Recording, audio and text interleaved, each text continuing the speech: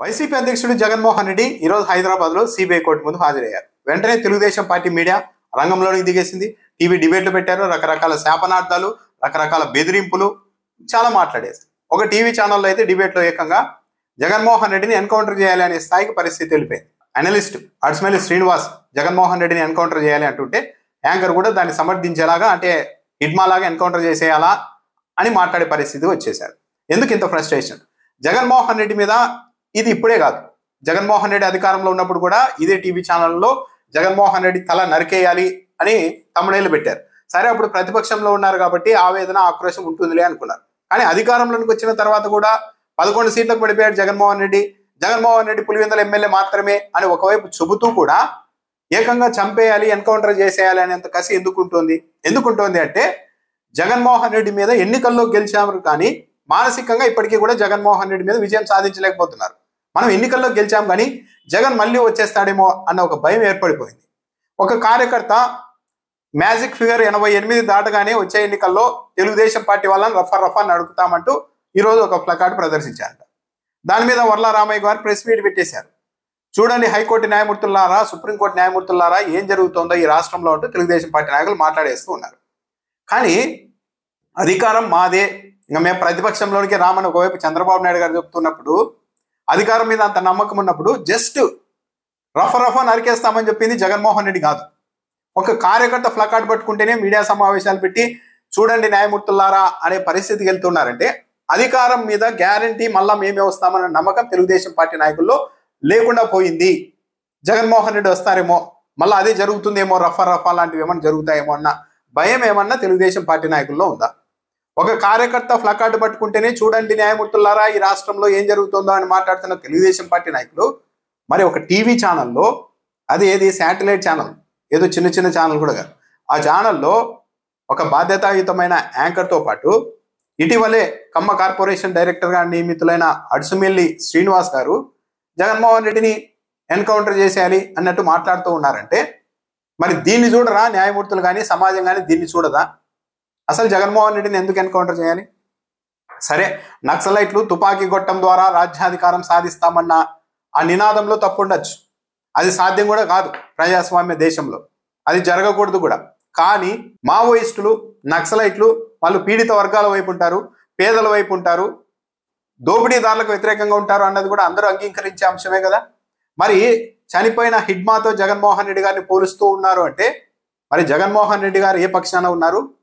ఈ చంపేయాలి, ఎన్కౌంటర్ చేసేయాలి అని చెప్తున్న వీళ్ళంతా ఏ పక్షాన ఉన్నారో ప్రజలకు అర్థం కాకుండా ఉంటుందా? ఇంకో టీవీ ఛానల్లో వాళ్ళంతా లోకల్ ప్రజలు కాదు, కడప నుండి కర్నూలు నుండి వచ్చారు జగన్మోహన్ రెడ్డి కోసం, ఇదంతా ఆర్గనైజ్ చేశారు అని మాట్లాడుతూ ఉన్నారు.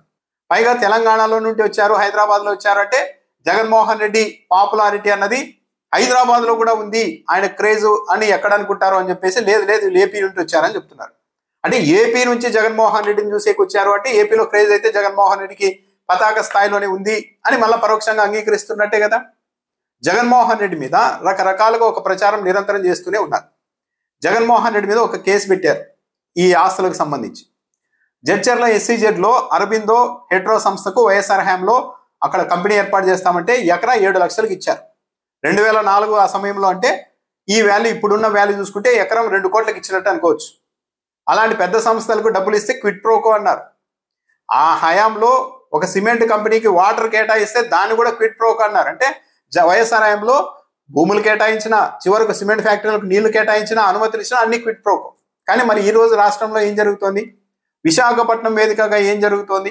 ఒక పాలసీ అంటూ భూముల కేటాయింపులో ఉంటుందా? ఒకరికి 50 లక్షలు అంటారు, ఒకరికి ₹1 కోటి అంటారు, ఒకరికి 99 పైసలకే ఇచ్చేస్తారు.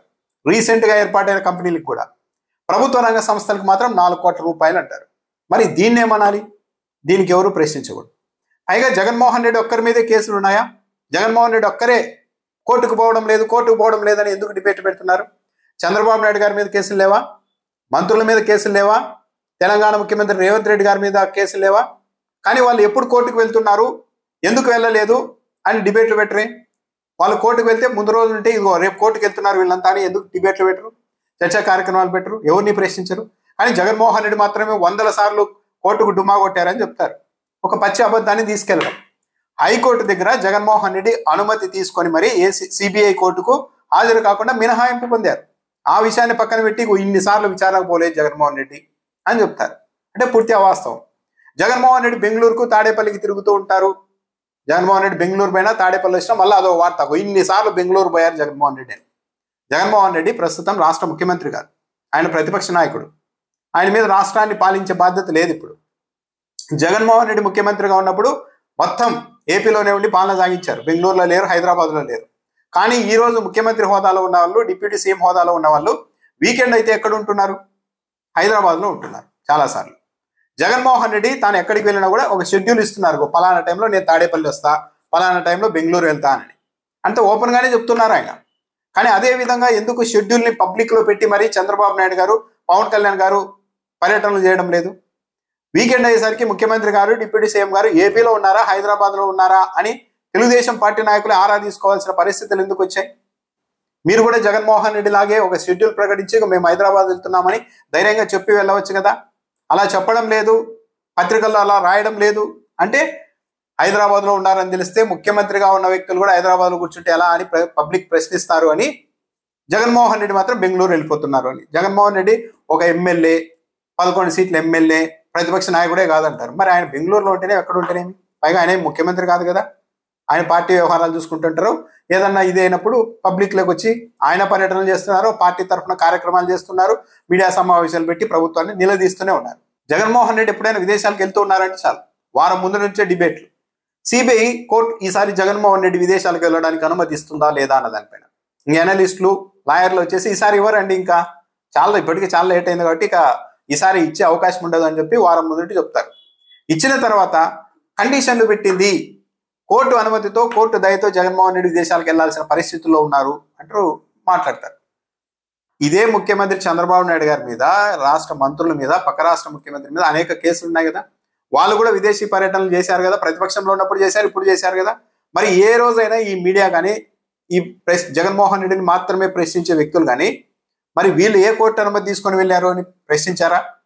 వాళ్ళ అనుమతి కోసం పిటిషన్ వేయంగానే వారం నుంచి డిబేట్లు పెట్టి పలానా పర్యటనకు, పలానా నాయకుడి పర్యటనకు అనుమతిస్తుందా లేదా కోర్టు అనేవాళ్ళు డిబేట్లు పెట్టారా? పెట్టలేదు. అంటే ఓన్లీ పథకం ప్రకారం ఒక దశాబ్దానికి పైగా జగన్మోహన్ రెడ్డి మీద మాత్రమే కేసులు ఉన్నాయి, జగన్మోహన్ రెడ్డి మాత్రమే కోర్టులకు వెళ్ళడం లేదు, జగన్మోహన్ రెడ్డి మాత్రమే బెంగళూరుకు వెళ్తూ ఉంటారు, మిగిలిన వాళ్ళు ఎక్కడా వెళ్ళడం లేదు, ఏపీలోనే ఉన్నారు అని ఒక ఇంప్రెషన్ కలిగించేలాగా ఒక ఆర్గనైజ్డ్గా పద్ధతి ప్రకారం దాడి చేస్తూ ఉన్నారు. ఈరోజు జగన్మోహన్ రెడ్డికి హైదరాబాద్లో జనం రాగానే రచ్చరచ్చ చేసేస్తున్నారు. జగన్మోహన్ రెడ్డి హైదరాబాద్లో కూడా అటు మాట్లాడుతున్నారు. ఈ హైప్ క్రియేట్ చేసింది ఎవరు? 3-4 రోజులుగా జగన్మోహన్ రెడ్డి కోర్టుకు వెళ్తున్నాడు ప్రచారం చేసేసరికి ఆయన అభిమానులు ఉన్న వాళ్ళంతా వచ్చారు అక్కడికి. జగన్మోహన్ రెడ్డి కోర్టుకు వస్తున్నారంట. ప్రచారం చేసేది మీరే, హైప్ తెచ్చేది మీరే. జనాలంతా వేల మంది వస్తేనే ఇంకా చూడలేక శాపనార్థాలు పెట్టి ఎన్కౌంటర్లు చేయాలి, చంపేయాలి, ఇలా మాట్లాడేది కూడా తెలుగుదేశం పార్టీ నాయకులే. ఎక్కడైనా కానీ నీతి ఉందా ఈ యుద్ధంలో, ఈ పోరాటంలో, ఈ రాజకీయ పోరాటంలో? అన్ని పక్షాల వైపు కేసులు ఉన్నాయి, అందరి మీద కేసులు ఉన్నాయి, కానీ ఎవరు కోర్టులకు వెళ్ళడం లేదు. కానీ జగన్మోహన్ రెడ్డి మాత్రమే కోర్టులకు వెళ్లకుండా కోర్టులు లెక్క చేయడం లేదు అంటూ ప్రచారం చేస్తున్నారు.